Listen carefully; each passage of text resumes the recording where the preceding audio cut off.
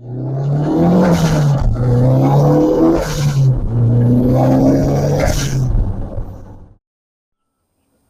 everybody, welcome to today's video. Today's going to be part 7 and possibly the final part of this Ford Ranger Turbo Project series that I've been working on.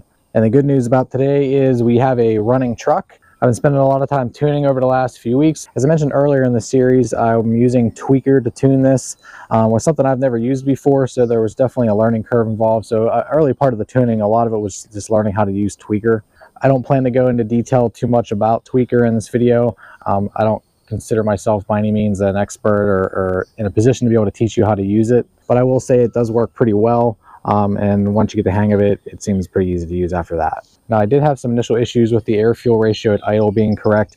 I did have to make some adjustments to the mass airflow sensor there to make that correct, but once I did that, it was idling just fine. And after that, I worked my way up the MAF transfer curve, taking the truck out for small rides, at first keeping it out of boost and working my way up through and making adjustments to the transfer curve as needed to get the air-fuel ratio where I wanted. Doing that resulted in a lot of seat time with a laptop on the other seat, data logging, coming back, analyzing the data, making adjustments, going back out again, which I'm still doing now. The truck isn't 100% tuned yet, but it's pretty close.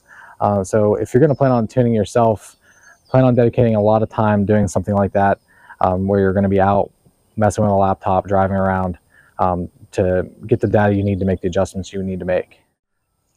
So after working through that a bunch of times, I got to the point where I was comfortable putting some boost onto the truck and gradually worked my way up through that to where I could get to full boost, which at the beginning here I had set to 14 pounds, which was the lowest I could go with the spring that I have in my wastegate actuator. And that's where I ran into problems. When I would hit the 14 pounds of boost under, moderate RPMs, probably 3,500, 4,500 RPMs or so, the truck would fall flat on its face. Power would die off completely.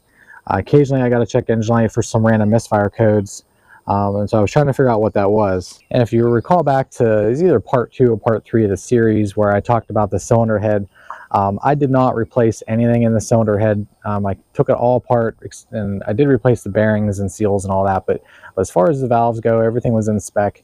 Valve springs I left alone, and what I ended up finding out really quickly here was that was a mistake. The problem I had here was the result of what's called valve float, and what was happening here is with that level of boost at those RPMs, the valves are being held open, and then the last adjusters would hold the valves open as they adjusted for that, and then the truck would fall flat on its face, and I would have no power for probably 4 or 5 seconds after this happened. Because after the boost was removed, like I said, the last adjusters were adjusted for the valves being further out, and they would hold the valves there until the oil pressure bled back off and let them return to the normal positions. It took me a week or so to figure this out from advice on some of the Facebook groups and forums that I was on.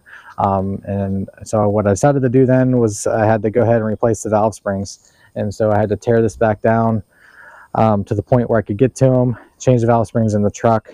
Those were replaced with a drop-in spring from Beauport that's considerably stiffer than the stock springs. And that valve float problem went away immediately. So I solved that problem, but I ended up coming up with another one after that. So ever since I installed the valve springs, I've had an issue with this truck that's really intermittent, where it'll occasionally shut off or stutter and try to shut off. And so the truck will be sitting here at idle and it'll just stop, or the RPMs will drop down really low and it'll catch itself again. And even sometimes going down the road, you'll feel that happen, but the truck doesn't shut off because you're moving and the engine RPMs are up higher. And whatever the problem is, it's actually shutting down the fuel pump circuit in the process. Whether that's a symptom or a cause, I haven't determined yet. And I know this because my air fuel gauge is wired into the fuel pump circuit, so it only comes on after the truck is running. And so I don't want it coming on every time the ignition's on. So that's one of the reasons I wired it that way. But it allows me to be able to see that this is sort of what's happening with the system where the fuel pump circuit is actually shutting off. All right, so where's the truck sitting right now? I did up the boost some. I should be around 18 pounds right now. My ultimate goal is probably going to be 20, but we're going to see how I like the truck at 18. I've gradually worked my way up a little bit here and there as I've tuned, as I've gotten more comfortable with where the truck is for fuel and stuff like that. So, and I'm also working on timing right now to make sure the timing's right.